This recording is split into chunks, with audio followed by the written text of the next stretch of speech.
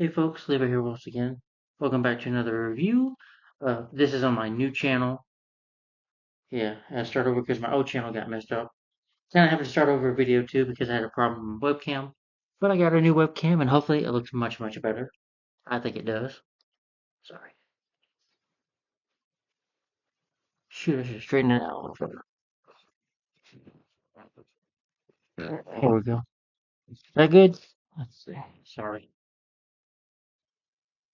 Alright. Hey guys, this is my new YouTube channel, so make sure to subscribe to this one. When you can. This is a revisit review. I've been on the 2000s era of superhero reviews on my channel. Superhero films that have came out 2000 to 2009. And I've been on the year 2002, and I am starting with a revisit review for Spider-Man 2002. Yes, this is directed by Sam Raimi, starring Tobey Maguire, William Dafoe, James Franco, Rosemary Harris, the late Cliff Robertson, and J.K. Simmons. So yeah, I love this movie, y'all. This was definitely part of my childhood. Now, the reason I say revisit review on this new channel because I did review this film on that old channel, and I will be sharing that on my Facebook page as well. Don't subscribe to that channel, sub to this one. But I do appreciate guys y'all watching those videos too. If you watch my older channel too, I might get that channel back if I get lucky enough. It's just with the new computer and everything changed for me. But I like the webcam and hopefully the audio is good. Hopefully it doesn't shut down. That's what the computer did a while ago with the other webcam. It shut down. So hopefully it doesn't do it again. Technology is a pain in the ass if you ask me. But this is Spider-Man on Blu-ray. Cover inside. Okay, but I'll get on with the review. Yeah, William Dafoe Green Goblin. And I do have some issues with this movie, but this was part of my childhood. Spider-Man has always been part of my childhood. I grew up watching Spider-Man, some of the 90s cartoon, some of those episodes I had. The Ultimate Villain Showdown, Spider-Man vs. Doc Ock, Ditto vs. Spider-Man, which is my last review on my channel. Those are part of my childhood. That introduced me to Spider-Man. The reason I'm a Spider-Man fan. And this movie came out in 2002. I was 10 years old, I think, when this movie. Yeah, this movie came out in May. No, I'm sorry. I probably saw it when I was 9 years old. So, yeah, I remember being in a big theater, being really excited. I remember I think there was like you had like cards for the movie. I don't know how to explain it. Like there's these cards you have for the film that came out. Uh, and the movie had its own comic book, I think, too. I remember reading comic when I went to theaters for it, and it being a big deal, marketing for seeing Spider-Man and stuff or Green Goblin. The marketing was crazy for this movie. It was kind of like for Batman '89 in a way. But anyway, let's get into it. So Marvel Comics, they've been making plans to make this film ever since the 1980s, early 1980s, since Superman the 1978 film directed by Richard Donner came out. So then superhero films were like, okay, we got to do something. But over the years, they tried Roger Corman. It didn't work with him.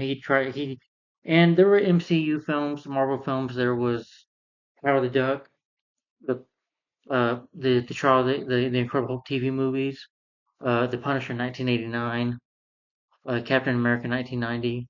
And all those films did not do well. Well, the three were TV movies, but The Incredible Hulk, I thought that was a disappointing movie. Sure, The Incredible Hulk was okay, but like after that, Marvel kind of just, they were not doing well at the time. And then you had Superman for the First Peace that came out and that flopped. So, and then you had some superhero films in the 1990s that flopped. Some were successful, like Batman Forever. Well, like Batman and Robin. Now, that wasn't because of Batman and Robin. You had Spawn that year came out. Spawn. Still, it's our Power Rangers movies. Those films are even worse. I don't even hate Batman and Robin. I like Batman and Robin. That's just my opinion, though. But yeah. But a lot of the film rights you had, Column, you had Colin Group you had all these groups, these movie studios trying to get Spider-Man. They have plots for, they wanted Doc Ock as the main villain.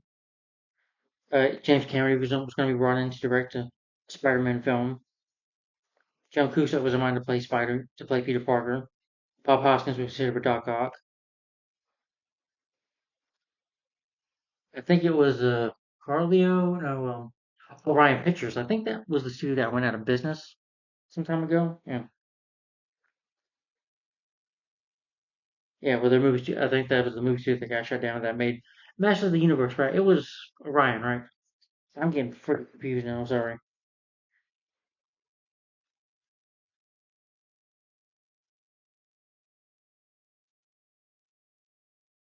But eventually, Blade came out in 1998. That was the first big Marvel movie hit. I know. No, it wasn't this. It was. If it wasn't for Blade, you wouldn't have the MCU. You wouldn't have Spider-Man or any other Marvel movies that you love. You know, if you really love this movie, the Sam Raimi trilogy, you probably wouldn't have got it without Blade. Blade was the first hit, and then it was Blade. It was Blade first, then X-Men 2000, and then this film 2002, Spider-Man. And then we had some other Marvel movies after that. You know,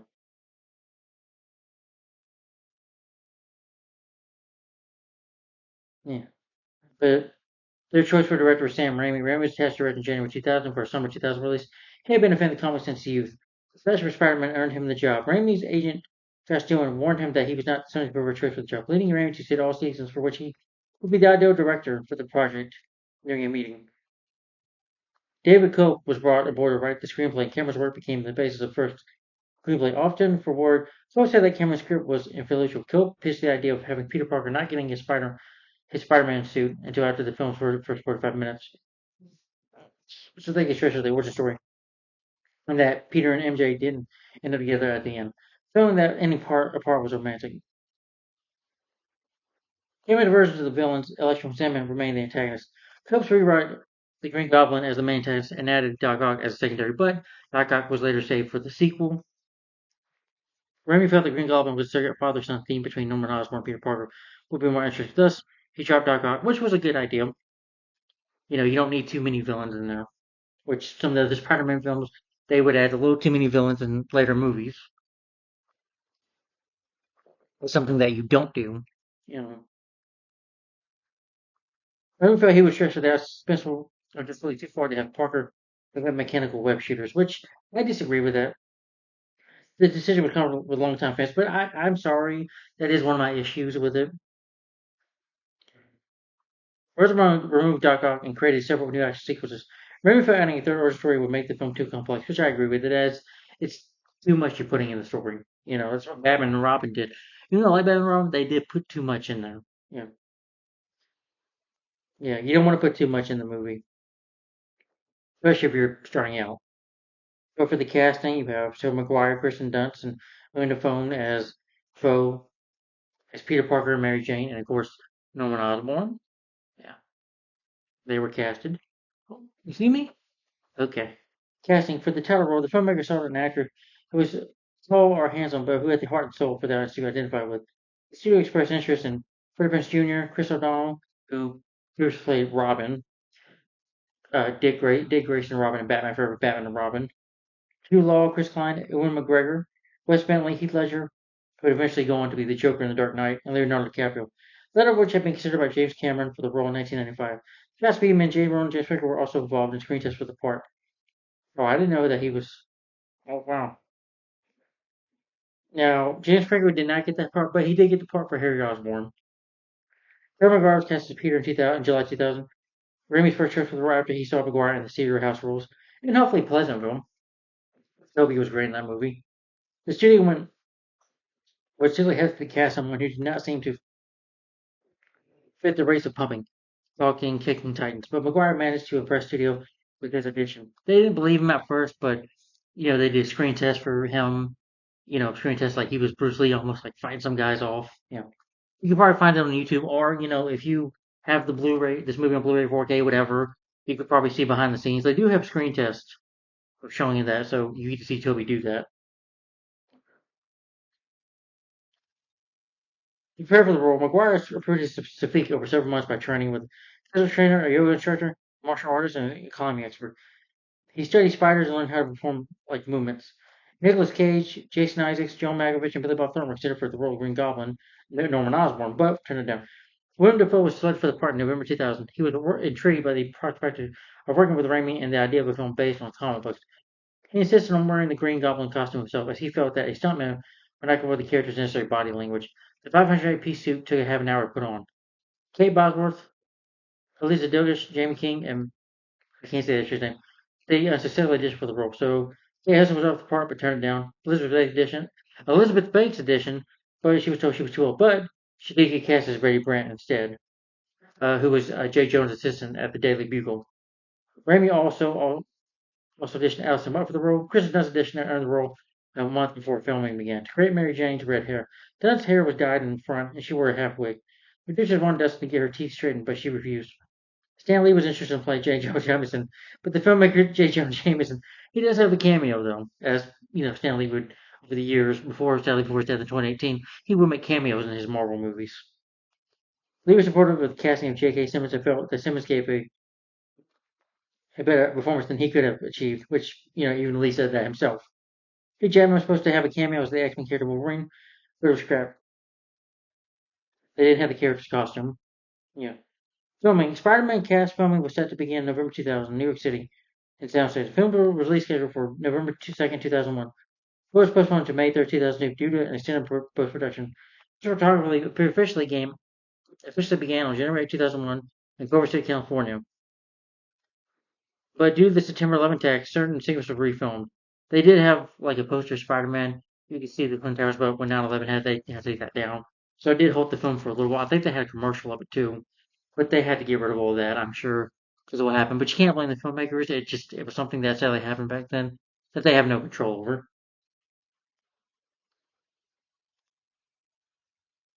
Wow, in March, a church worker named Tim McClung was killed when a forklift modified frame crashed in the basket he was in. Wow.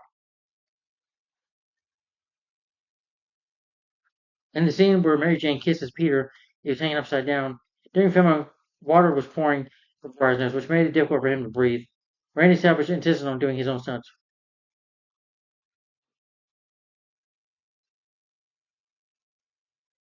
Design.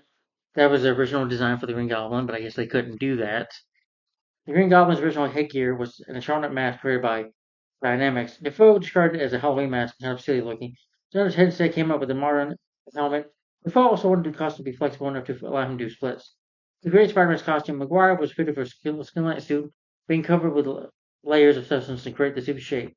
One custom designer became found the idea of having a red emblem over a black costume, another which would eventually lead to the final product. Featured a logo on the chest and red stripes going down the sides of the legs. Another development, yeah, the mask tight while keeping the wearer comfortable. Scenes where Spider-Man would take his mask off, there was a general return to suit where the mask was the webbing, which since the costume was cut by computer. The mask light lenses were designed to have a mirror look. Special effects were John DeBrisco who did that. I think they had like a Spidey cam, what they call it. Yeah.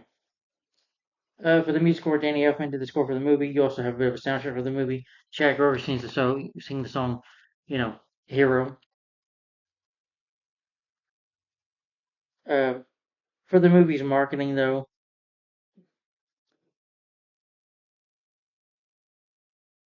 yeah, okay, yeah, this was the one that Spider-Man has his, with his eyes right there, with the reflection of that with the Twin Towers. But I guess they took that off. The marketing, you had trailers, you had TV spots, yeah, yeah, you had trailers, you had TV spots. Uh, Parties had food and stuff. You had Spider-Man cups and Green Goblin cups. I really don't remember that, but that was then, and I'm sure they had toys out for the movie, so it did have a bit of marketing, I'm sure. And you also had a video game. I have played the video game before. It follows the same plot of the movie. You do fight villains though in the movie, like you fight Shocker and Vulture. I think you even fight Scorpion. Yeah, you do. Yeah,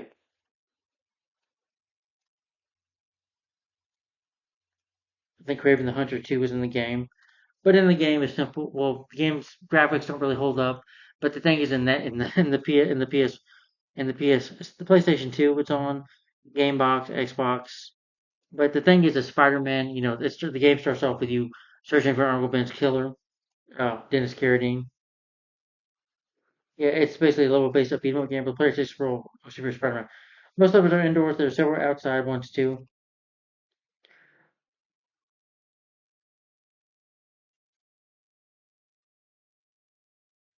So you can only stay in the sky. Spider-Man cannot land on the ground or anything. So you have to stand on web-swing on buildings and stuff. Yeah, I remember fighting Green Goblin at the end when he captures MJ. Yeah, it was a fun game, but the other games I think are better. I thought it was a pretty weak game. It was good, but sometimes a bit of a pain in the butt to play. But again, it was 2000. People were probably excited to have a Spider-Man game then. Yeah. Then, of course, with the success, you had the sequels, Spider-Man 2 and Spider-Man 3. Of course, it got rebooted by the Amazing Spider-Man films and the MCU films with Tom Holland. So, yeah. The thing is about the Spider-Man,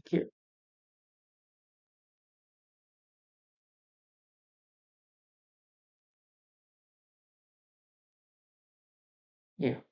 Spider-Man, of course, is Peter Parker. Uh, Peter's a teenager, a high school student. He's raised by his uncle in New York City. His parents die in a plane crash. Um, Peter's a nerd. To be honest about it, he's not the kind of guy that gets girls at the end of the day. He has problems like anybody else. He can't get a girlfriend. He has trouble with the girls. He's a scientist. Yeah, I've always considered Peter a scientist, you know. But he does it because after the death of Uncle Ben, which, he accidentally occurred because when he refused to stop a criminal, I don't know if it's fully in the comics, but he does create these organic web shooters. I believe it is in the comics.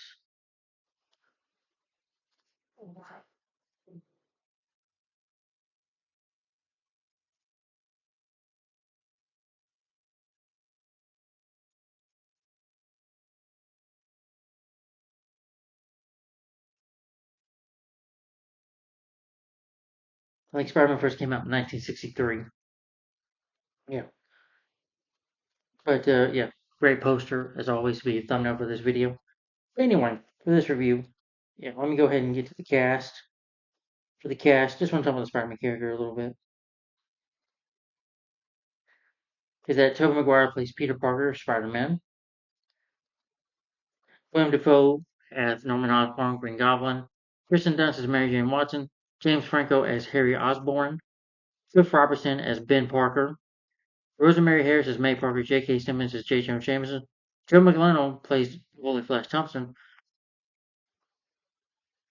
Michael Papajohn is his name right. Appears as the carjacker. I guess they don't give him a name. But I thought it was Dennis Carradine. I guess not. And then you have some other cameos in the film, but that's your cast for the movie.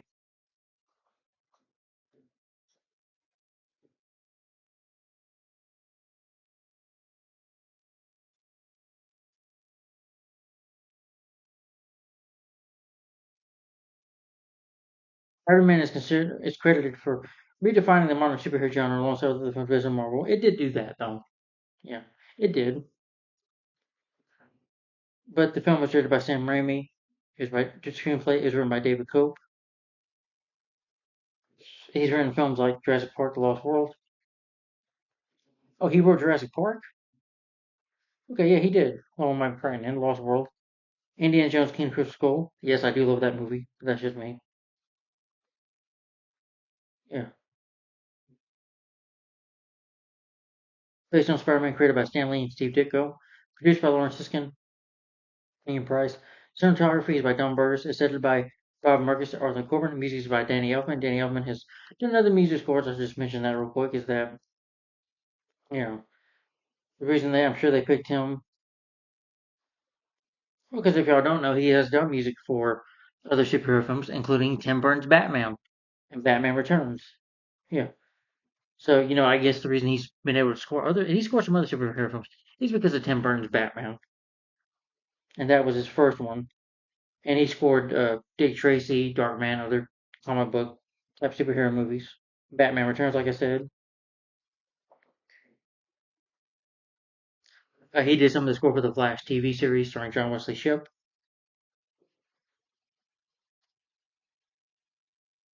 I think after Spider-Man, he did the music score for Ang Lee's Hulk, and of course Spider-Man 2, but not for Spider-Man 3 because I think him and Raimi had a falling out. I think for Spider-Man 3 it was Christopher Young. Yeah. But I think him and yeah, he did the music over Hellboy 2, The Golden Army.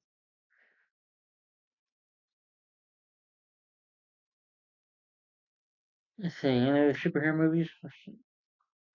Avengers: Age of Ultron. He did the music over that. Let's see, did he? Oh, he did the music over Justice League a little bit. Oh, okay. We're using some of the Batman themes in there. Let's see, did he do? I think he did the score for. Let's see. Okay, he did do the music score for Doctor Strange and the Multiverse of Madness. I guess him and Raimi put aside their. I guess him and Sam Raimi made aside their differences, and he worked on that film with him. And he's going to do the music score for Beetlejuice 2, Beetlejuice, Beetlejuice. Right. Yeah. But the production companies are Columbia Pictures, Marvel Enterprises, Laura Siskin Productions. Distributed by Sony Pictures Releasing. It was released May 3rd, 2002. It's 121 minutes long. The budget for the movie was $139 million. The box office it made $825.58 million. I mean, $825.8 million worldwide. So it was successful at the box office. Yeah. But the main plot, the central part of the story is that Spider-Man is about the film chronicles around his origin story about Peter Parker, who is a nerd, who wants to be a photographer. He's accidentally bitten by a radioactive spider that alters his abilities, gives him spider-like superhuman abilities. He adopts a mass super identity known as Spider-Man in New York City. But after the death of his uncle Ben, he vows to, to fight for justice. With great power comes great responsibility. To help people and stuff. So he has to face his first sinister enemy, known as Green Goblin, who he must defeat. Yeah, and that's kind of the plot of the movie. And I will say there are spoilers in this review. So if you've never seen this movie, turn off the video right now. But I'll get into it before I get into me.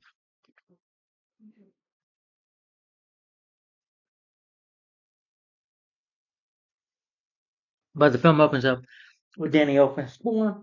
Yeah, Spider-Man opens up with Danny Elfman's scores in the movie. It opens up with a nice score. It's a good score, but I've never really been too big on Danny Elfman's score. I know people want to shout at me for that, but that's just my opinion. It's good. Some bits and pieces of it are, but the main theme, I'm like, it's like an updated version of Spider-Man. And it's good, but I don't think it really fits Spider-Man that well, in my opinion. I'd rather have somebody else. Don't get me wrong, I love Danny Elfman, but to me, his best score for a superhero movie will always be Batman and Batman Returns. But that's just my opinion. I would take those scores over this one, but that's just me. But a nice opening. Then you get, you know, you know, Toby, as Peter Parker narration saying, you know who I am? You sure you want to know? My story's in the faint of heart. But like in each story, this story's about a girl. Then you get Mary Jane and he's chasing the bus. He's like, tell him to stop the bus. And Mary Jane's like, he was chasing since Boulevard. Stop. And they do stuff. He's like, so Lane Parker, people pick on him. Again, he's a nerd. He's got glasses on, kind of like I do. But someone, he stares at Mary Jane, just tries to smile at her, just walking the bus. He gets tripped up. He they're gonna go on a they're gonna go on a school field trip to Columbia University laboratory, this genetics laboratory. Uh, Mary Jane looks at him. He's just looking at the teacher. Mary Jane's like, and she's looking at him. Peter's like, nerd. Anyway, and she walks by with her friends, and he's like, and then you go Harry and going up in a Rolex car with his dad, Norman. And I was like, he's like, Charles, can we pull up, please? And I was like, why? I'll be ashamed if you are, Harry. I'm not ashamed of who I am. Just what, Harry? Just forget it. Harry, you won't be needing this. And then, Norman meets Peter. He's like, Harry, Peter, let me introduce my father, Norman Osborn. He's like, nice to meet you. He's like, Harry tells me you got the science quiz, the science nerd, something like that. I'm something of a scientist myself. Excuse me. And he's like, I read your paper on all this. I follow your work. It's like, you read it and understood it? Yes, sir. I have a paper on it. I was like, that's good. And then the teacher says, let's go. He's like, nice meeting you. He was like, genius. I think he wants to adopt you. And after that, they go to their genetics field trip. The teacher, the lady's telling them about the spiders. But they do. Peter's trying to take a picture. Flash Thompson and the bullets are picking on him. He just tells them to stop. And, most spiders change to blend into their environment. He's like, Peter, why wouldn't you want to know that? He's like, well, who wouldn't? He's like, you want to talk to her? He's like, oh, man, you talk to her. And Harry talks to Mary Jane. But he gets called by the teacher. So Peter asks her, I need a picture with the student in it. So she's like, oh, Mary Jane's like, he's taking these cute pictures of her, taking pictures of Mary Jane for the school paper, taking pictures of her. And this radioactive spider that got out is webbing itself down to Peter. Peter doesn't notice it. He's taking pictures. He tells her bye. The spider gets on him and bites him. He's like, "Oh." But Norman is the founder of Oscorp.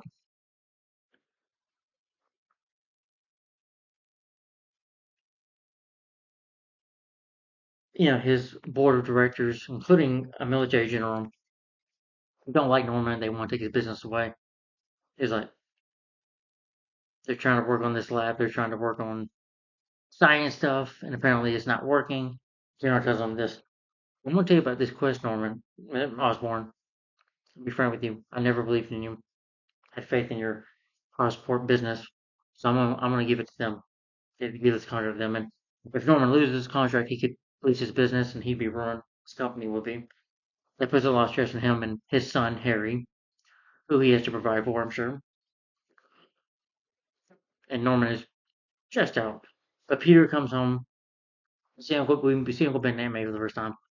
Uncle Ben's talking about getting a job, and I do like that they, for if you wanted for your movies as a kid, Uncle Ben and Aunt May do kind of say the word ass a couple times. Like, I mean, she's like, and Laura said, let there be light, mate. And there's like, she's like, well, just don't fall on your ass. I was like, I've been doing this for 20 something years, mate. Believe me, I am on my ass. I just thought that was weird for Uncle Ben and them to say. You know, Peter shows up. There's like, did you get some pictures, Peter? Yeah, I got a crash. They're like, what the heck was that about? And Peter goes to the room. He's all sick and passed out. I guess because the spider bite had some bad effect on him. I guess him sick for a while. Then we go back to Oscorp. And Norman was with Dr. Bertram. I think that's his name. Yeah.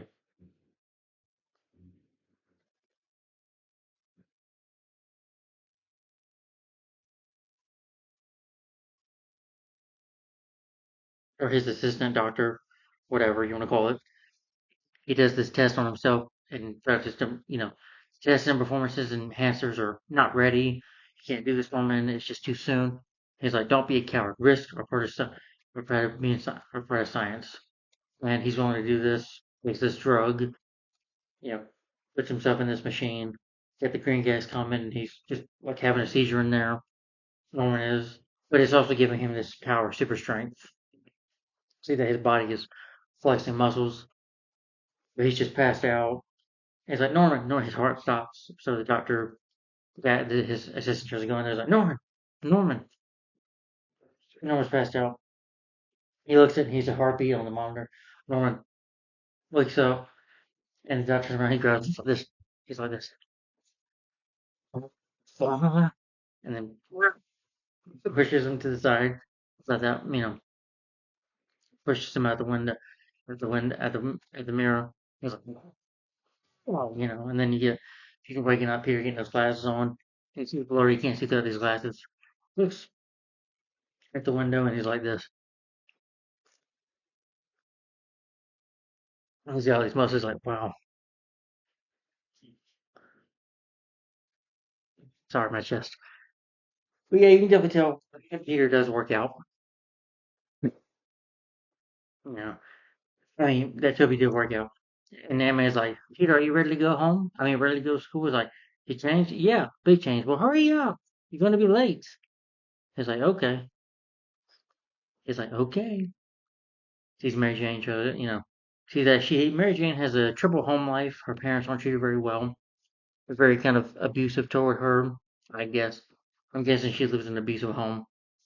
But she tries to not run away. Sorry. Peter follows her, is like, hey, MJ. How you doing, MJ? Maybe talking to himself like what he's going to say to her. If she gets right for friends, the school bus comes by and Peter's like, hey, don't the bus. Peter tries to chase him down. They got like a sign, which Peter kind of grabs by accident. It gets sticks to him. He's like, he's like, gave her the bus ticket and was like this. And you're like, what? And then, you see Norman passed out in his home. Harry comes in and says, Dad, you okay? You alright? He's like, well, I don't remember last night I was, and he has a flashback of what happened. He's like, I can't remember. Then this lady who works for him tells him, we have a problem. The Dr. Bertram is your assistant is dead. The goblin, the glider, and all that is missing. And yeah, then you see Peter in school, just eating lunch, and Mary Jane walks by.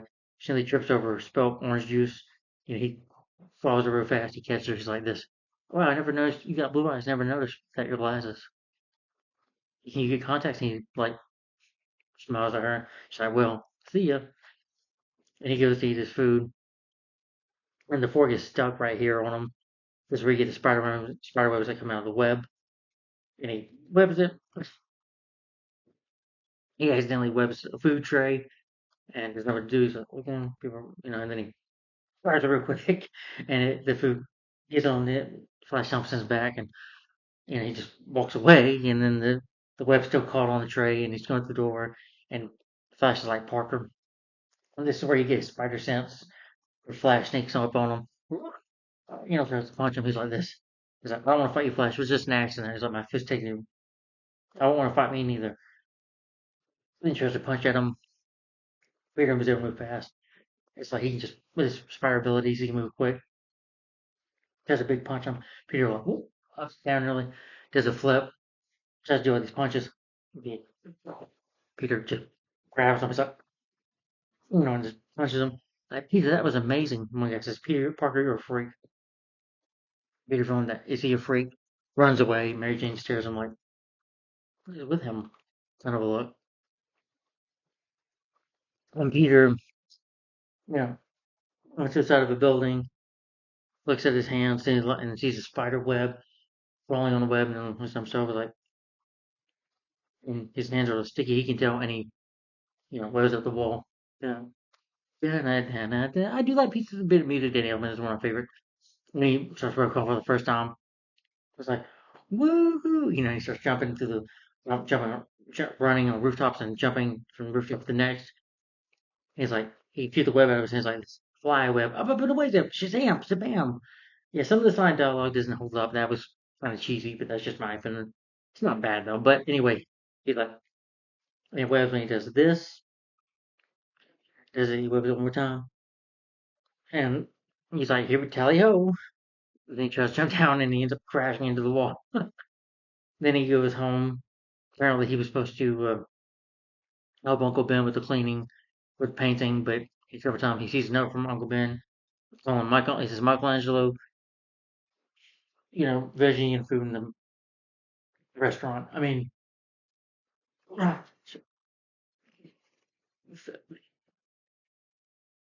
me loving veggie in the fridge. He goes to take out trash. Mary Jane comes around, cries like, "Did you hear us?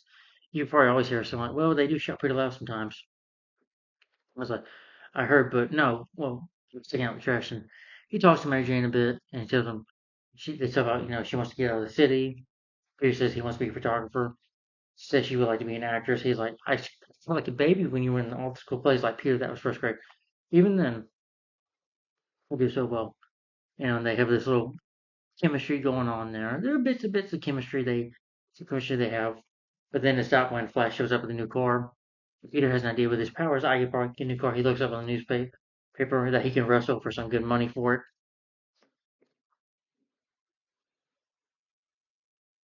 He enters this tournament to get money to buy a car to first Mary Jane. And people will call Andrew Garfield Spider-Man jerk, but for reasons, but it's kind of him being selfish jerk right here, trying to use his powers to impress a girl. I'm like, yeah, that's kind of selfish. But again, I will say that's something a teenager would do. You know,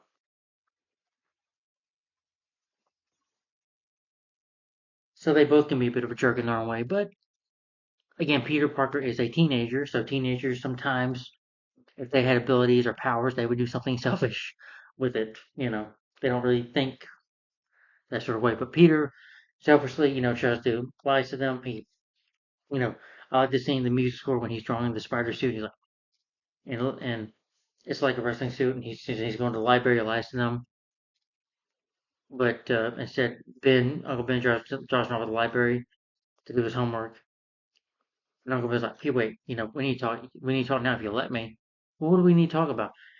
All those experiments you have in your room, starting Fridays at school. He's like, this guy, Flash Thompson, he probably deserved it. But just because you can beat him up, he's like, Pete, I know you. You're changing. I want the same thing as your age. He's like, no, not exactly.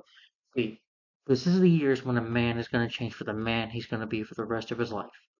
Remember, Pete, great power, great responsibility. Are you afraid I'm going to turn some criminal or something? And then, he's being real jerky or snatched, and I was like, you gotta stop worrying on me. I'll figure it out. Stop lecturing me, please. And I know I'm not your father. What is he pretending to be? It's like, I guess I hurt Uncle Ben's feelings. All right, you're right. I'll pick you up here. Drops Peter off. But Peter, watches Uncle Ben drive away. Then goes to the wrestling tournament. Sees Bonesaw, who's played by the late Randy Savage. And the woman, this ain't no small division here, small fry. Ned said, like, no, no, sign me up. Okay, we're not responsible for any injuries that happen to you, or you may or probably will sustain. It's like, I'll be fine. And Bruce Campbell is the announcer. Bruce Campbell, now he did work with Sam Raimi on the Evil Dead movies. He was Ash Williams, right? So yeah. So he has cameos in the other two Spider-Man films as well. The ones that Raimi directed, I mean. But yeah. He announces as like the terrifying. They'll say, "Kid, what's your name?" And Peter comes up with the name, the Human Spider, and Bruce says, Bruce Campbell says, well, "That sucks." I agree, that sucks. But he just comes with, he gives him a name. He's like this, the terrifying, the most terrifying, the amazing Spider-Man. It's like, I'm the human spider. What? I don't care, you moron. Get out there. Bonesaw's lady try to intimidate him. They, put the cage in. He's like, I didn't sign up for a cage. Unlock the door. He's like, hey, I got you for 3 minutes. 3 minutes. Keep on. You know, Randy Savage tries to attack him. He jumps up. He does. A Spider-Man should always have a sense of humor too, but Toby doesn't really have it. Maybe sometimes he does, but I think that's where Raimi kind of fails in giving Spider-Man his sense of humor. You need that for the character, especially when he's fighting a foe. But when he fights Bonesaw, he's like, "That's a cute outfit. Did your mother give it to you?" Then because he webs up there or webs away from him at first, he's just testing his powers. But ladies give him a chair. He hits him with the chair, picks Peter up, knocks him to the side of the cage a little bit before he can get a crowbar and try to hit him with it. Spider-Man, Peter like hits him a couple times. I was disappointed with this fight. I would want a little more action from it. Maybe Peter attack him down, fight more a little bit, instead of kicking him and then, you know, getting his foot to kick him up and knock him out. I'm like, oh. Okay, and he's like, Spider-Man, Spider-Man. But he gets like $100, not 3,000 like he was promised. And the guy's like, you guys be real jerks saying, I missed the part, but that's my problem. Then his Carradine, Cartier comes in, robs him. Peter lets him get away. He's like, you could have taken that guy apart. Now he's going to get away with my money. And Peter's like, I missed the part, but that's my problem. And he just goes away. Next thing you know, Peter's going outside, seeing that the cops are out there, see what's going on. And then he sees Uncle Ben on the ground. He's like, wait a minute, that's my uncle. And he found out Uncle Ben's been shot. I was like, I'm here, Uncle Ben. Are you okay? I'm here, Uncle Ben. It's like, Peter, crying. And Sally, Uncle Ben, holds his name. Uncle Ben, let's go. Uncle Ben, Sally dies. And Peter crying. I will give Peter, some right. People mock him for his crying. But I will say this: he had good reason to cry because Uncle Ben just died. I mean, it's his uncle. Of course, he's gonna cry. Would you cry if your uncle died or any of your family relatives died right in your hands? But he cries, and then he finds out that his uncle was shot. The shooters on this. Peter and anger goes get his fire suit. Runs, jumps on the walls, sees where the guy's headed. You know, webs out. He's like nervous because he doesn't know if he'll mess up. He webs down, woo, and then webs it to the side. And the seeing him web swing the first time in the movie theater, that was awesome. But he catches up with the guy, tries to, get kerosene, but he's shooting his gun at him. And so he jumps into the truck. The truck's about to go through a bridge. He jumps jump off the truck and jump back on the truck over the bridge. Jumps back and eventually he's able to punch the window of Carradine's car.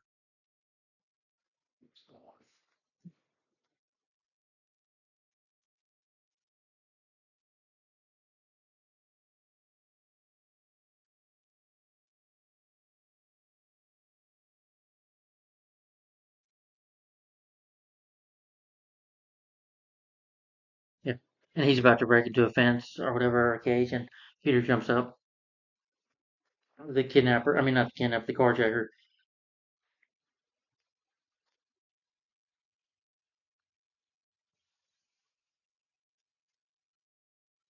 But Peter can't even barely speak with it, can I? But Carradine's like, who's there? Starts shooting at the shadows. And Peter grabs him, hits his head on these windows, on these windows. Starts to use a knife on him, but Peter take a jump, take the knife up, pick him. Give me a chance. He's like, takes the message. Did you get my chest? Give it to me. Then he recognizes Carradine's face,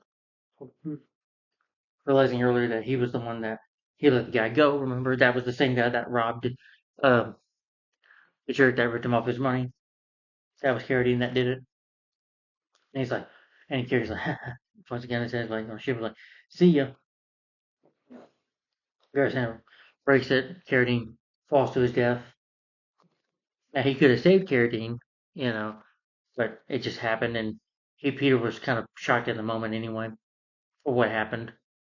Then he cries, realizing that Uncle Ben's death was his fault. Goes down May, gives her a hug. Forgot to mention there's some scenes though we see of Norman like reading a newspaper, hearing goblins laugh, just shutting it out like he's hearing it, like he might be losing his mind. Peter, yeah, but the general who's part of the board of directors for Oscorp, who's trying to make a deal with the Quest to do their science thing or whatever, they try to run a test with this machine suit or whatever. But the Green Goblin blows it up. You see, parts of the Goblin General himself gets killed, I believe, in the test. I think when Norman becomes Goblin, Goblin is a split personality that takes over. When something really bad happens to him, Goblin, he'll let Goblin out to get the revenge, or Goblin will come. When Norman's kind of, oh, kind of like maybe sleeping in his mind, Goblin takes over. If that makes any sense. I'm not a doctor. I'm not a psychologist. But that's just what I see it like.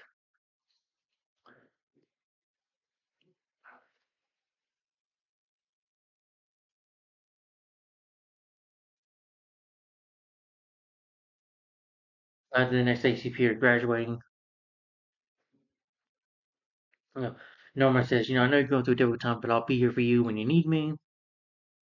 If you need anything, you just let me know. Yeah, Harry's jealous for this because he knows that he sees Peter as a son, kind of, and that makes Harry jealous. But Harry sees that Mary Jane is breaking up with Flash, so he decides to go for it with her. Go to date her. Peter, meanwhile, goes home, doesn't want to talk about what happened to Uncle Ben. And May comes to his room later. He's like, he tried to tell me something important, and I shoved it into. He's like, he loved you. He never doubted the man you grow into, Peter. And Peter goes and looks at that suit.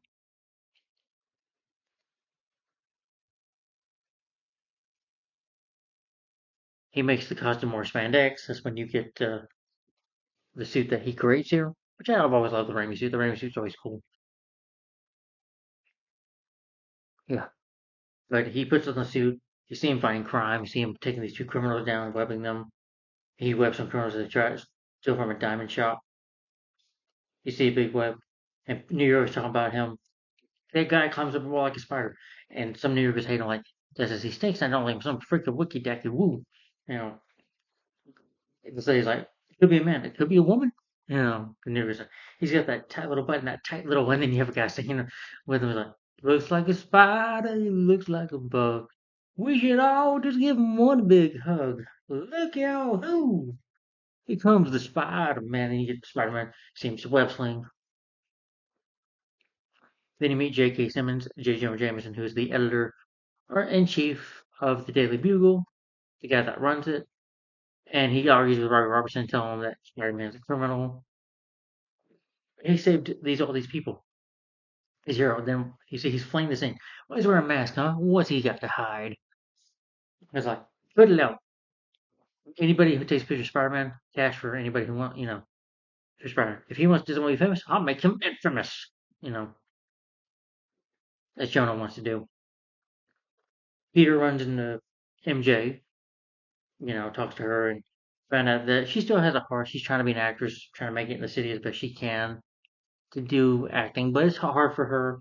But Peter's there to support her. It's like, and she tells him that she's dating Mary Jane.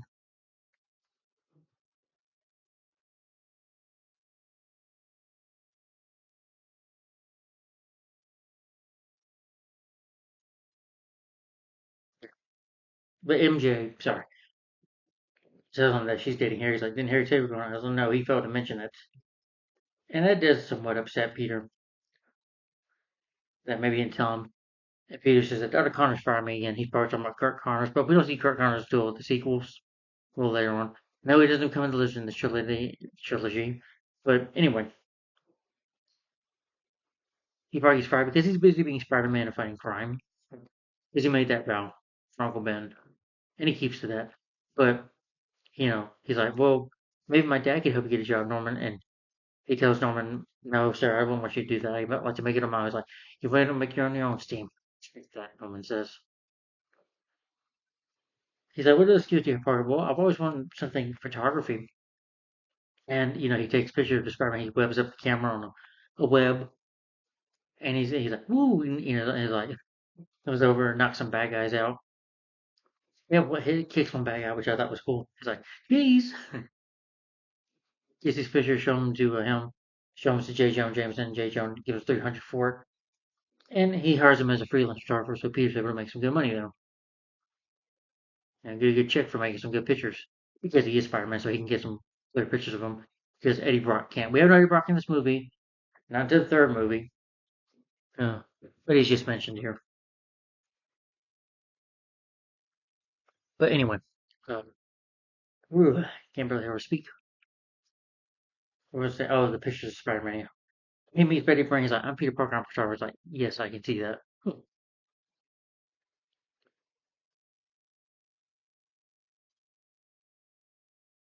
But Norman has a meeting with Oscorp.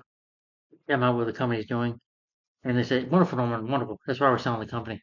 After the Quest explosion, they made a deal where we can't refuse. So they plan to outwit him, sell the company, so they plan to fire him. Norman's like this. Wait a minute. I started this company. So I sacrificed. Please. Sorry, Norman. They expect your resignation in 30 days. He's like, you're out, Norman. And he's like this. Am I?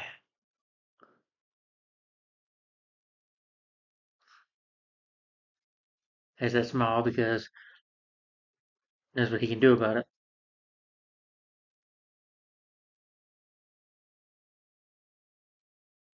So you have the Macy's parade or the festival they have for Oscorp. Avery's looking for him. Peter's there too, just taking pictures. He's a freelance photographer. He's supposed to be there. He sees Mary Jane up there, and Harry sees Peter down there. But so I say, MJ, you want to go to a drink with me? Of course, one of the board members is like, have you seen my father? You know, he's like, well, Harry, I don't think he's coming today. But and then they're having this party. Macy, Grace singing. And all of a sudden you had Green Goblin showing up, and people see him flying on his glider. Like, wow, I was part of the show. This looks awesome. Until Goblin uses a pumpkin bun and starts hurting people. And Peter sees this. Two people almost fall to death, but Peter is able to web swing them. He uses power secretly to use his web to grab them. I think in a TV spot, there's two kids that see him, two little kids. They're like, whoa! And Peter sees them like this. And the next thing you see him running, kind of like Superman just running and taking off front Spider-Man suit on. And Goblin attacks the board member. Is like, out am I? You know, does a pumpkin bun and this pumpkin bun and just disintegrates them, turns them into skeletons, basically killing them. But anyway, he shows it to Mary Jane. He's like, "Hello, my team," and she screams. And somebody says, "It's Spider-Man."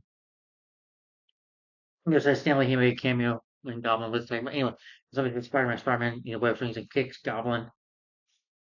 Goblin lands on this float or whatever, gets up, and then Spider-Man sees that this kid's about to get crushed. Something's about to fall on him. A big piece of something down. Debris about to fall on the kid. He's like, "Come on, move, kid!" And Spider-Man swings down there and saves the kid. Then he sees Goblin get up. The cops are like, Green Goblin, surrender. And Goblin's like, I surrender. Goblin punches these cops.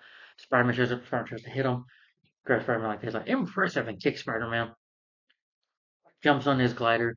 Starts shooting weapons at Spider-Man. Spider-Man's running. Gets special effects, though, for the time in that scene. Spider-Man swings away. Spider-Man's like, hold on, Mary Jane. Spider-Man tries to make it Mary Jane on the floats. Tries to jump to get to her.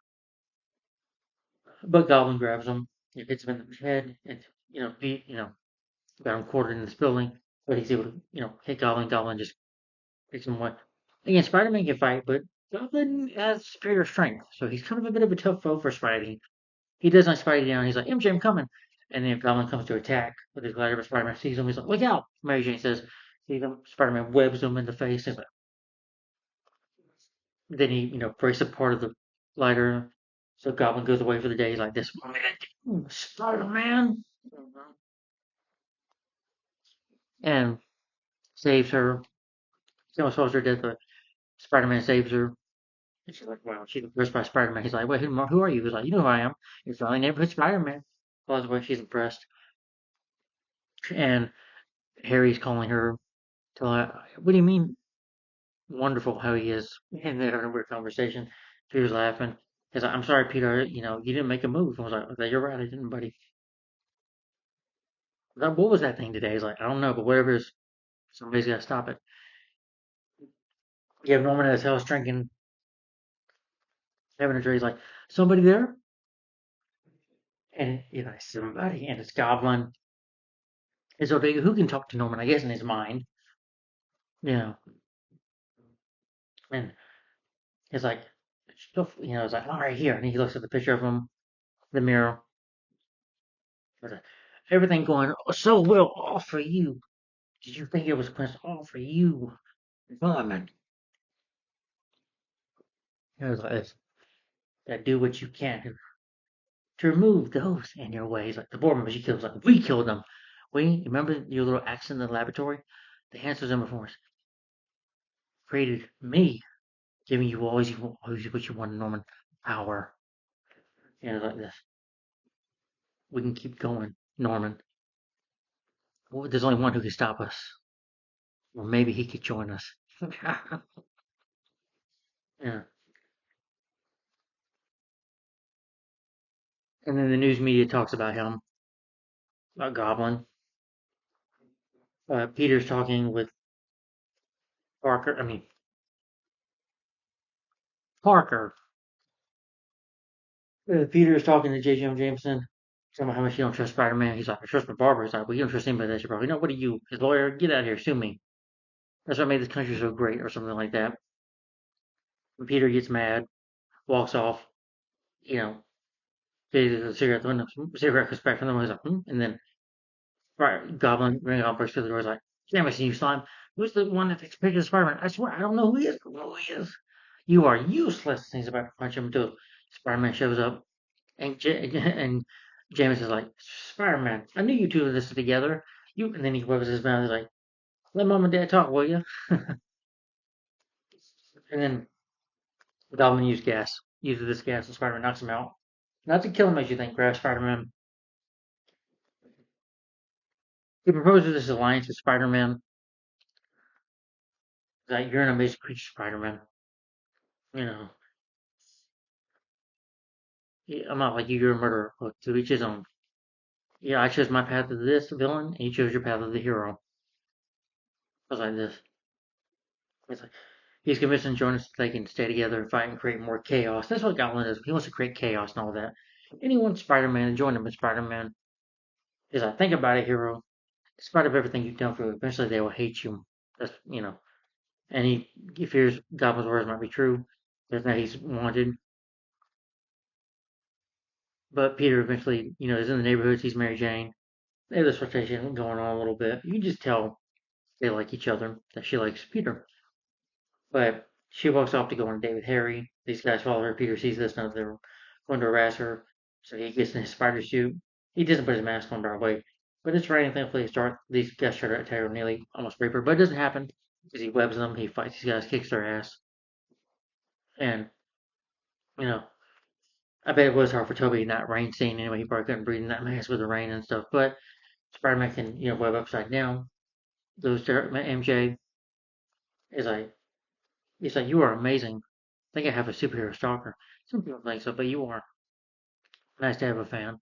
And she's like, say thank you to someone. Like, wait, and then she takes his mask, so just part to where his face is at, mouth is at. I mean, and you have the classic kiss scene, good music there. Yeah. Classic kissing scene right there.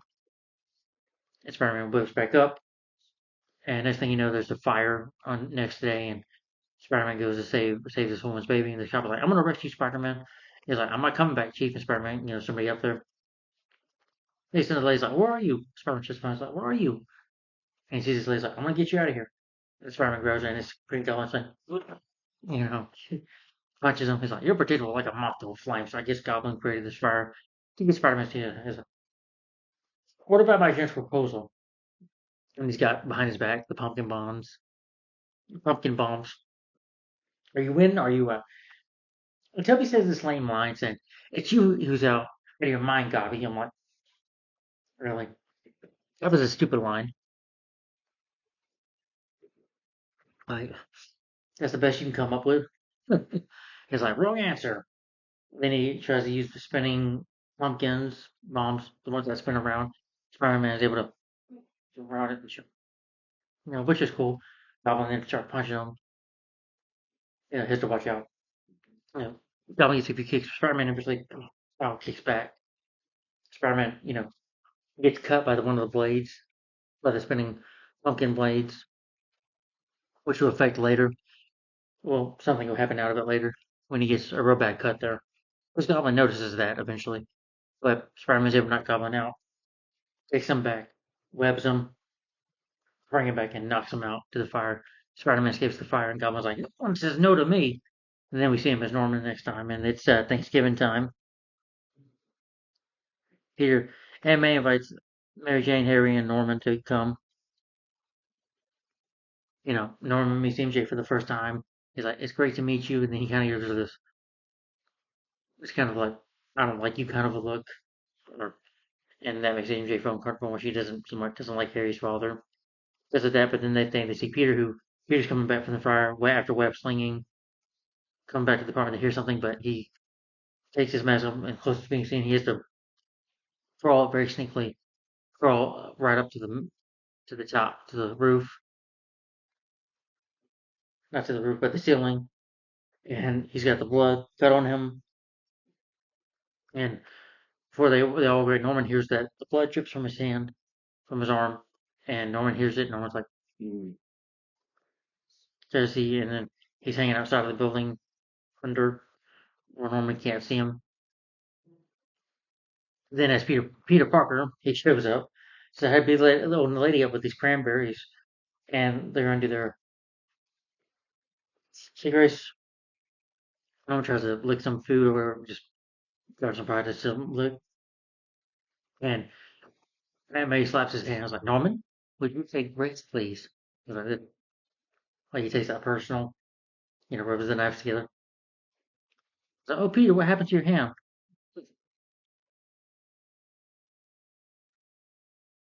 Norman sees the injury and deduces that Peter is Spider-Man, although he doesn't believe. He's like, it can't be. Kind of a look. He's like, then I gotta leave. He says, I might have to leave. He goes, Peter, say, Harry, I gotta go. It's like this. Like, they're all beautiful, Harry. And so they're sniveling after your trust fund. Do what you need to, rather than rumor fast. You know. And then she gets on Harry, saying, thanks for sticking up for her. Everybody heard that creepy stuff. The creepy is my father. If I'm lucky, I'll become half of what he is. So you just shut your mouth about things you don't understand. Emily's like, Harry Osborn. Mary Jane says, I'm sorry, not May. And then she walks out angrily because Harry didn't stick up for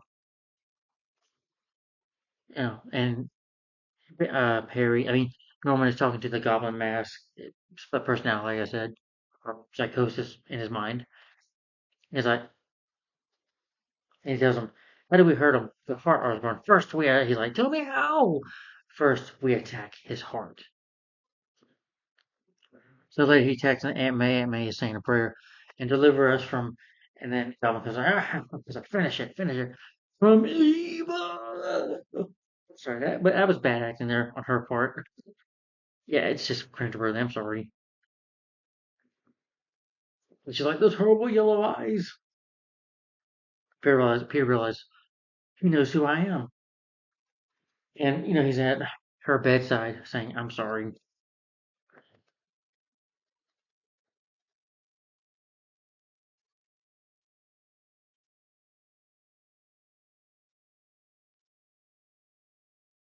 Mary Jane comes to visit. Peter tells her, how Spider Man feels about her, or feels about how he feels about Mary Jane anyway. But as Spider Man, it's confusing. It's like you've reached the unreachable, and, it's a nice moment that she holds his hand, and Harry walks in, assumes that they do have feelings for each other. And he's like, hi. You know,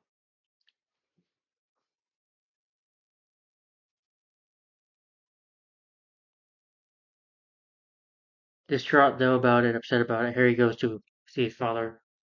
He's like, you're right, Dad, about MJ. Peter, he's in love with her, like Parker. And how does he feel about her? And he's like, well, he pretends like he doesn't. He's ever loved her since the first grade. He just pretends like he doesn't. But there's no one he cares for more, which reveals to him his biggest weakness. So he wants to get revenge. Like I said, Norman becomes Goblin out of these things to get revenge. First, it was the company, the general quest that he gets revenge on. Then the board members from now it's Peter and Mary Jane. Peter, who knew now Spider-Man, now and I can get to him know that his true weakness is Mary Jane. He's able to get that against him for his revenge. For his son, though, Harry. You mess with his son, he will become Goblin.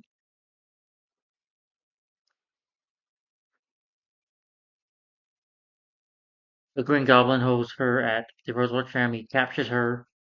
He calls, Peter's like, trying to call her. He's like, don't go up any dark alleys. Well, he's talking to Aunt May first, and Aunt May's like, you're so mysterious, right? You don't let her know who you are. You care about her, You're so mysterious all the time. Everyone else knows. He's like, oh, realize that Goblin could find that out. Goblin does eventually, like I said. Tries to call, but Goblin is like, can Spider Man come out to play? He's like, where is she? So he has to go with Spider Man. He's setting up. He's like, Goblin's on his got like when he's saying, the itty bitty spider walked up the water spout. Down came the goblin and took the spider out. Goes up Rabbit's building and takes these kids and ties them up where he can hold them. Spider-Man's like, God, what have you done? So Spider-Man swings on these two flags to gets on these flags with the web, bounces over, does the whole web swing, and then does that cool jump. And this reminded me of Batman Forever. I'm sorry, Raimi, but you kind of ripped off Batman Forever here, giving Spider-Man a choice, kind of like with Riddler giving Batman a choice to save Robin or Chase Meridian in Batman Forever. Come on, that's nearly the same thing, folks.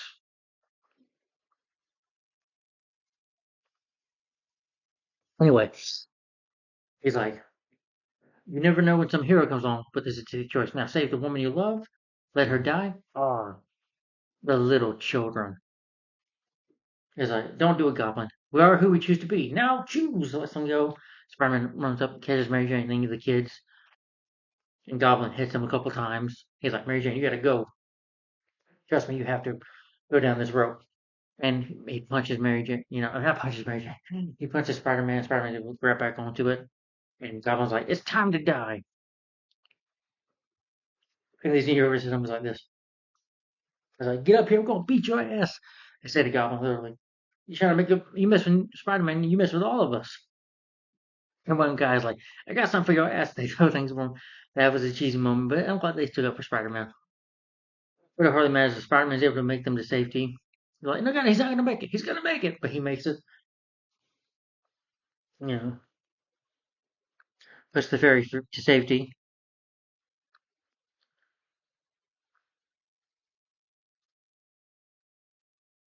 It's a tram car. He puts the tram car down low. Mary Jane, they're safe.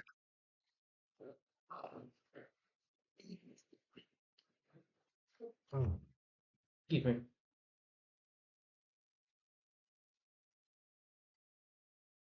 Sorry. Did that throw up a little bit there.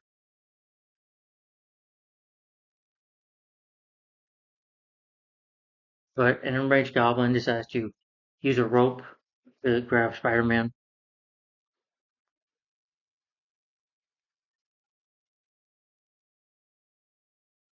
So that no one can intervene. Takes him to this abandoned warehouse. Yeah.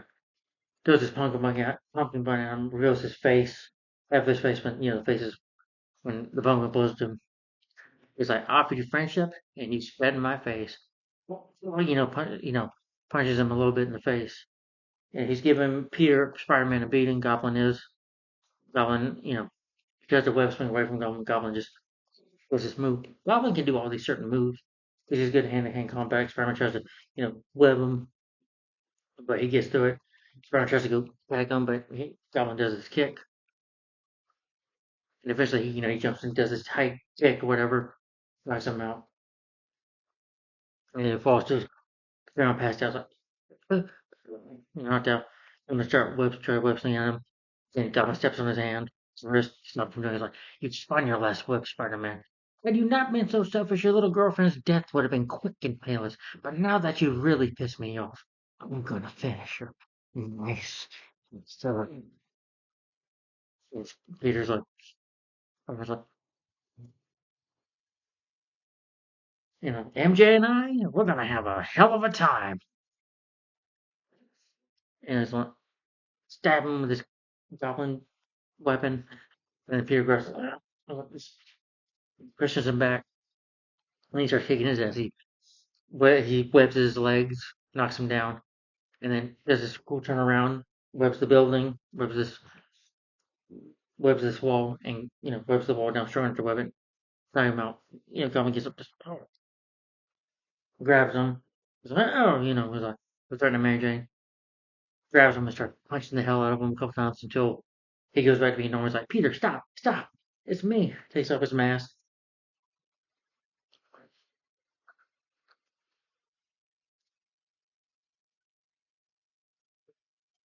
He's like, you tried to kill Aunt May, you tried to kill Mary Jane, you killed some people. And was like this, but not you. I wanted to stop it, but I couldn't stop it, but not you.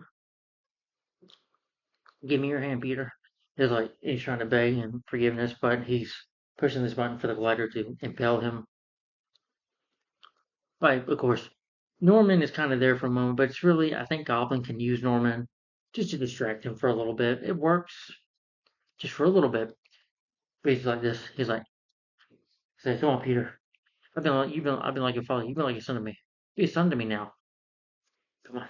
He's like, and Peter's like, I have a father. His name was Ben Parker. He's like, Godspeed, Spider-Man. And then, the guy comes to him. He did with his spider sense, he's able to jump, and it gets him instead. Impels him instead. He's like,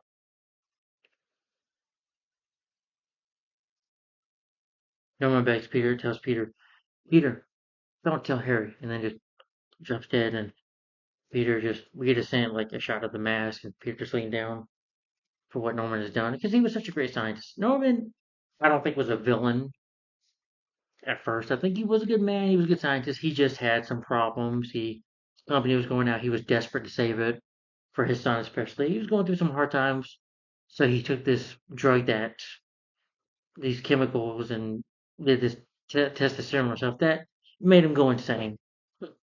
That really messed with his mind.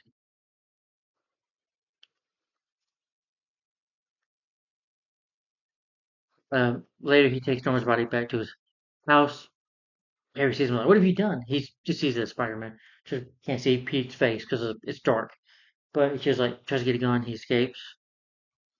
At Norman's funeral, though, he's like, "I'm sorry." Harry vows revenge. He's like, "I swear to my father's grave, Spider-Man will pay."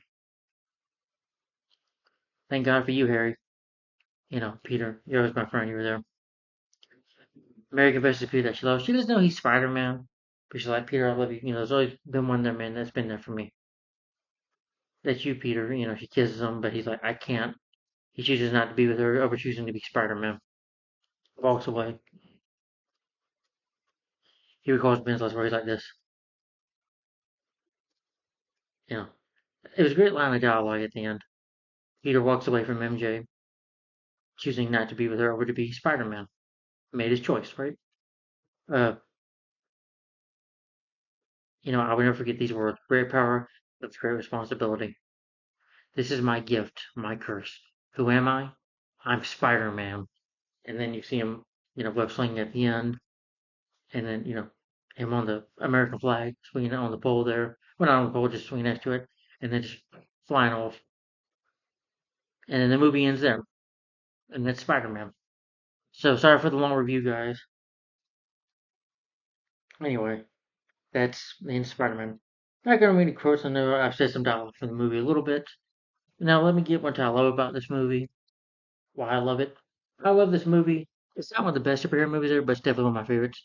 It did start up a new genre of movies, and it did keep superhero movies going. If you think about it, we got quite a bit of movies in the 2000s that came more thanks to Spider-Man in a way. Yeah, I would say definitely thanks to Sam Raimi. I do think he did a good job with the origin story. I think Tom McGraw is a great Peter Parker. I don't think he's a strong Spider-Man, but that's just my opinion. But that's just my opinion, not just because of the humor. I mean, he's a good Spider-Man. Don't get me wrong. I love the suit. The suit is awesome. Yeah, Green Goblin's a good main villain. Yeah, but what do I love about it? I think Sam Raimi does a good job directing. I think the script is really good.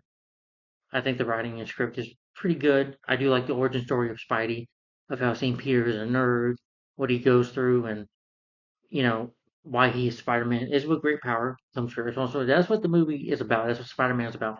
With great power comes great responsibility. They don't need to say any other movies because we already know this. We already established that in this movie. We don't need to establish it in any other movie. We already know what Spider-Man is about.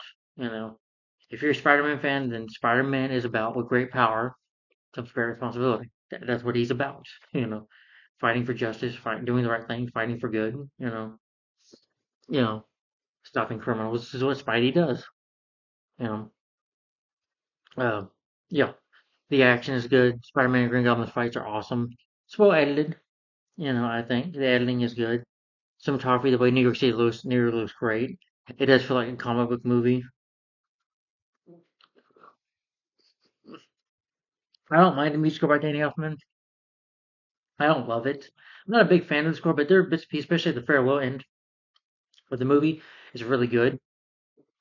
And there's some other, and the score for Green Goblin is good too. There's a lot of pieces of the score that are good here. I just don't think the main theme for Spider-Man really works. In here, it just didn't really fit for me. You know, in my opinion. I know people are going to hate me, but I think I prefer the Amazing Spider-Man score, the main theme in that movie. But that's just me.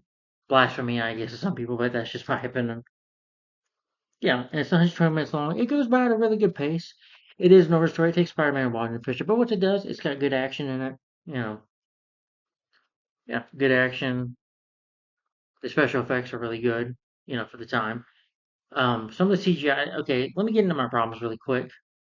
I don't think the CGI holds up very well. There's some of the CGI, especially at nighttime or during the daytimes, where it's close up of Spider-Man or Green Goblin. It's CGI shots, and those shots do not hold up. They have not aged very well, in my opinion. But like I said, Spider-Man when they're at the festival, Green Goblin is after Spider-Man. Those are good special effects. Yeah, but there's I'm not a fan of the Green Goblin suit, but that's just me. Yeah, I'm not saying it's not cool, but this Goblin suit is like a Power Ranger suit. They should have made it more darker. I hate to say it, folks. I know people hate Big Spider-Man too, but I think Goblin looks the best in that. He needs to look like a goblin. He needs to look scary. Goblin is insane. He should look like a goblin, not a Power Rangers. Not a Power Rangers villain. Yeah, and I just don't like the suit. I don't think the suit holds up very well. I don't blame them for getting rid of the mask at No Way Home. I was kind of grateful not to see that mask anyway. Yeah, but the action scenes are good. I did my faults though. I did want to see the web organic shooters coming out of the webs. That would have been cool instead. I think, in my opinion, and we don't get. I mean, we get to know that Peter knows about science, but I want to see him doing science stuff. Like I want to see Peter be a scientist. I want to see him work with chemicals and all that stuff. Work in a lab. I want to see him doing lab work. We don't get to see that here. You know, you know, and a little bit more humor, like lines like some of the acting of that is cringeworthy. Like with Aunt May, I know she's scared when he comes up to her, but deliver us. That was kind of. cringeworthy acting, or it's you had your mind, you who's out of your mind, Gobby, you who's out of your mind, Gobby. That was a pretty lame line in my opinion. And is that your dress? I mean, when he said cheese, I thought that they made me chuckle. But I want to hear Spider-Man joke a lot more. That's Spider-Man. Say what you will, but that's how that's the character of Spider-Man. He's a teenager. He should be making jokes, telling jokes. Spidey is supposed to be a sense of humor. He has a sense of humor. He's supposed to be funny. That's what I love about Spider-Man. Him being funny. Yeah, he's not Deadpool in a way. No, they're totally different. But we do get to see some good action, though. I do get what Spider-Man's about, and Raimi does take that seriously about what great power comes great responsibility, and the story is well done. And I do like Norman's that again. He's not a bad person, a bad man. He's just a man that has been through a lot of problems, and his company's going downhill, and he takes a serum, and because of it, makes him go insane and turns him into the Green Goblin, gives him a split personality, and makes him go insane. James Franco, I thought, did a good job. I like James Franco's in these movies. Yeah. Kristen Dunst, I do like her as Mary Jane, but I wish that she was more of a Spitfire. We do see bits of good chemistry there. I do want to see the love story build up. I want her to say, you know what, Peter, I love you. I know you're Spider Man. I do think she should at least have found out about it. If you're gonna have a love story, build it more up. You know, at least have her somewhat. I guarantee you though, because the thing is, when she kisses Spider Man from upside down, and then she kisses him at the end of the movie. She should have been able to tell, oh, he's Spider Man. Like, you know what? Now that I think about it, if you remember when Peter walks away, she's like this. She probably could tell that he's Spider Man. I'm just betting. That's just my little theory there.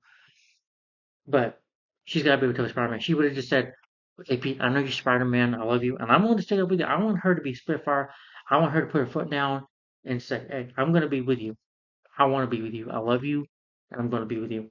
You know, I don't want to see, Mary Jane in this movie, she's a damsel. She's a damsel for the Goblin. She'll be a damsel in distress in the next two movies with the Doc Ock and Venom and Sandman, because they'll use her. I'm like, you know, say what you will about the Amazing Spider-Man films, but Andrew and Emma have better chemistry. The chemistry is fine here. It's cute, but for the next three movies, it's just a third movie is just ruined by that time. But yeah, Andrew and Emma have better chemistry. At least Emma didn't get captured. She got killed and died, but you know what? She helped him defeat Elektra. She just kind of got caught up in a bad moment, you know, and Harry grabbed her unexpectedly. It just accidentally happened. I mean, Spider-Man couldn't control it. It just something that was happening. That's a different movie. But anyway, it's Spider-Man 2002. I still love this movie. Some of it hasn't aged well, but again, the acting is good though. I do think the cast is really good. Sam Raimi and the writing is good. I like bits and pieces of Danny Elfman's score. Um, I like Kristen Dunst. She's beautiful, beautiful, very beautiful, gorgeous girl. But as Mary Jane Watson, I just want to see more as a Spitfire. I don't blame her that. I do blame that on the writing. And like David Cope, can we have character Spider-Man? Do you see him do more science stuff? Tell more jokes? Can we have Mary Jane be more of a Spitfire, not a damsel in distress? Mary Jane, I think she can kick ass. Yeah, she can. Have her do that here. Have her be a Spitfire. Don't make her damsel in distress. Just someone she needs to save. That Spidey needs to swing in and save all the time. But still, despite that, it's still a good movie. It's still classic in its own right. So I still love this movie. And some of the CGI effects, special effects, don't hold up well. Some of them are good for their time. Don't get me wrong. Some of the explosions are really good CGI. And then some of the CGI shots of Green Goblin Spider-Man close-ups are good. But the action scenes when the action there is good. It's supposed to be Spider-Man in action, and moments are really funny. And I wish to see Peter struggle more with his powers. Even though he was struggling to web sling, I wish I could see him struggle a little more with his powers. You know, That's what you need, him struggling a little more. Despite my issues, though, guys, my rating for Spider-Man 2002, I'm gonna give this 4 out of 5 stars and a thumbs up for Spider-Man 2002. I still enjoy this movie. I just think some of it does not hold up, but it's still a good movie. Nonetheless, it is still a good film. Still one of my favorite superhero movies. So, guys, tell me in the comments down below. What do you think of Sam Raimi's first Spider-Man film, Spider-Man 2002? Tell me in the comments down below. Thanks for watching. Like, comment, subscribe, and stay tuned for the next review. Maybe today or tomorrow. I don't know. It'll be another Marvel movie. It will be, excuse me, damn, sorry. It will be Daredevil 2003, starring Ben Affleck and Jennifer Garner, Colin Farrell, and the late Michael Clark Duncan. This is the theatrical version. I will be reviewing the director's cut. Okay, I don't need to show you guys this maybe later in the review, but Daredevil 2003, this is the theatrical version. Okay? Hey, even Ebert and Robert gave this movie a thumbs up. I don't know that. But yeah, Daredevil, this is next. So stay tuned for that. Kind of the next Marvel review. Because Daredevil was Marvel too. So hope you guys enjoyed my review of Spider-Man again, 2002. My revisit review of Spider-Man 2002. Let me know, guys, in the comments down below. What do you think of this movie in your opinion? Do you like it? Do you hate it? Tell me in the comments down below. See you later. So stay tuned for my next review when you gotta pay the devil his due in Daredevil. So see you soon. Bye bye.